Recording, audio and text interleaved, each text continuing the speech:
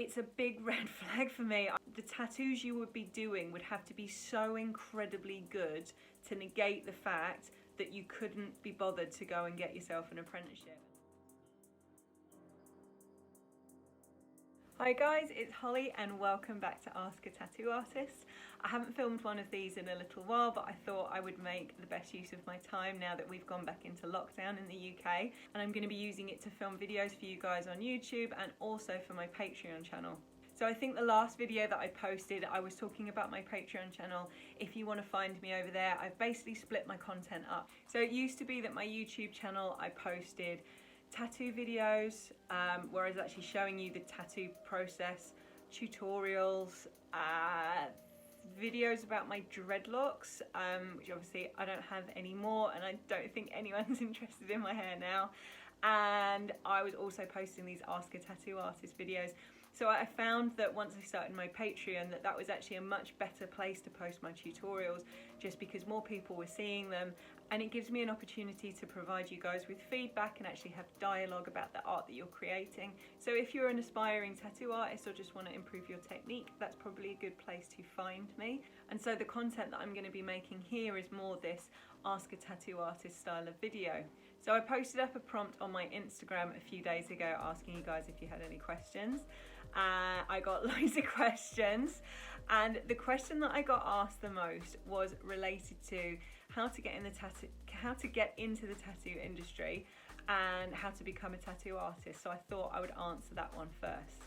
I have made a couple of videos in the past where I talk about tattoo apprenticeships. I think I made one where I talk about my tattoo apprenticeship and I showed you the portfolio that I used to get my apprenticeship, but that must have been about 2 or 3 years ago, and I thought it would be kind of cool to revisit it now, not only from the point of view of someone who did an apprenticeship and is now a tattoo artist, but also as someone who owns a tattoo shop and I have an apprentice myself, so almost the cycle has come full circle. So I thought it would be fun to make a new video and talk about it from a slightly different perspective now. So the only way that I really recommend getting into tattooing is to go in through an apprenticeship, and that is because there's so much more to tattooing than just learning how to use a machine. And when you do an apprenticeship, you are more immersing yourself in the culture of tattooing. You're learning all kinds of things that aren't to do with just having the machine and learning how to use it. There's obviously the hygiene element of things, but also the placement, how to make a stencil, the different types of equipment that you would need to use. There's so much more to it than just learning how to use the tattoo machine. I always say that learning to do a tattoo is pretty easy, but learning to do a good tattoo, now that's really, really difficult, because there's an awful lot of things that you're having to hold in your brain and master before you can do a good tattoo. So I've had emails from people saying that they're thinking of just buying a machine off the internet and just getting cracking, and my reply is always that I think it's a terrible idea. So even if you figured out a way at home to do a tattoo that looked good, and by look good I mean it healed well and the colours were consistent and the lines were clean, all of those elements that go into making it a good tattoo. And so I'm speaking now from the point of view of being a shop owner.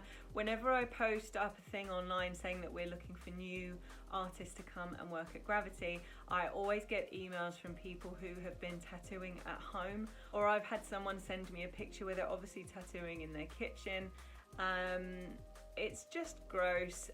It's a big red flag for me. I don't think as a shop owner, the tattoos you would be doing would have to be so incredibly good to negate the fact that you couldn't be bothered to go and get yourself an apprenticeship. And it makes me think, well, why haven't you been and worked in a shop before? I have seen a bit of a thing with learn how to tattoo courses online, which make me laugh.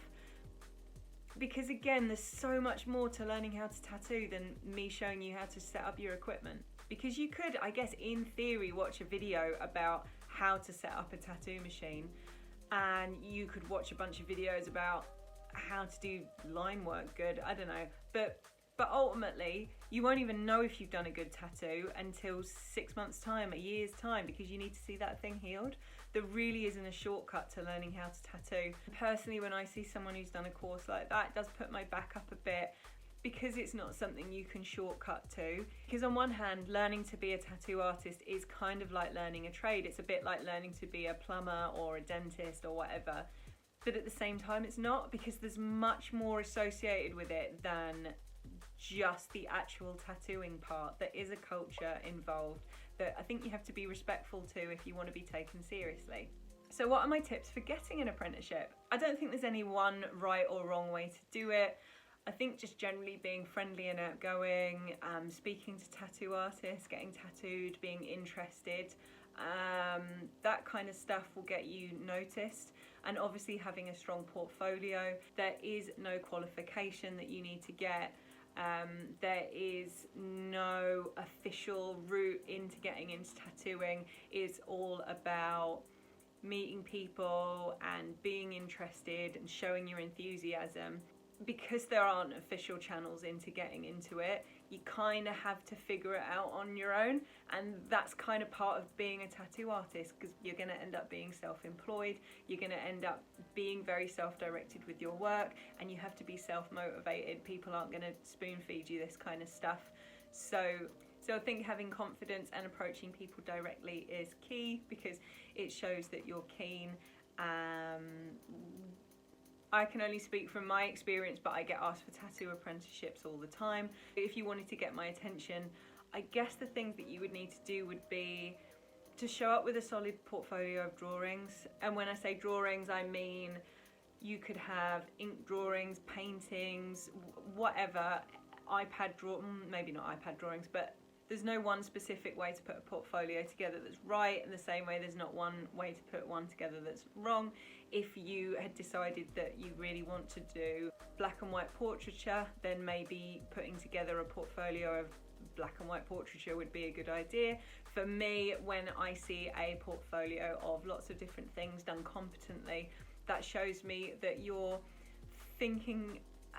kind of thinking about it like a tattoo artist, that you're comfortable in working all styles and that you're adaptable, and I think those are real key skills to being a tattoo artist. Nothing turns me off quicker than getting an email from someone looking for an apprenticeship and it doesn't have any examples of what their work is like, or they've got like their mum to send the email for me, something like that, because I think it shows a bit of a lack of understanding of what the job is like. Ultimately, when you're a tattoo artist, it's very self-directed, because you will be self-employed, so you need to be a tattoo artist, an accountant, PR manager, customer service representative, social media expert. Like, there's all kinds of hats that you need to wear to be a successful tattoo artist. I think the other thing to keep in mind if you're looking for a tattoo apprenticeship is that you've got to be pretty pig-headed, because you are going to get turned away.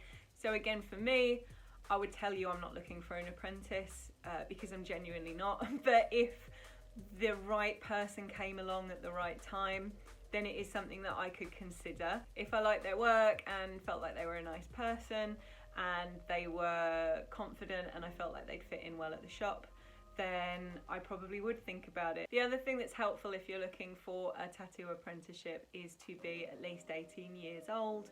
I get emails from people who are younger than that, maybe doing their GCSEs, and they want to be a tattoo artist, and I always give them the same piece of advice, that you'll probably find that most tattoo shops, in terms of insurance and everything, won't have you in the shop if you're under 18, and you certainly wouldn't be allowed to actually start doing any tattooing until you're 18, because you get in trouble with the police. So being at least 18 in England is a prerequisite of getting an apprenticeship. So let me think, what have I talked about? You need to be 18, you need to be friendly, you need to be tenacious, you need to have a strong portfolio of work that you can take along with you, and don't be shy to show it to people. Call or email and ask, can I come in and show you my portfolio? If you're someone who is looking for an apprenticeship at the moment or thinking about doing it in the future, I hope this video was helpful. Hearing it from the point of view of someone who potentially would take on an apprentice, the kind of stuff that I've been looking for, As always, if you have a question to ask me, please ask me in the comments.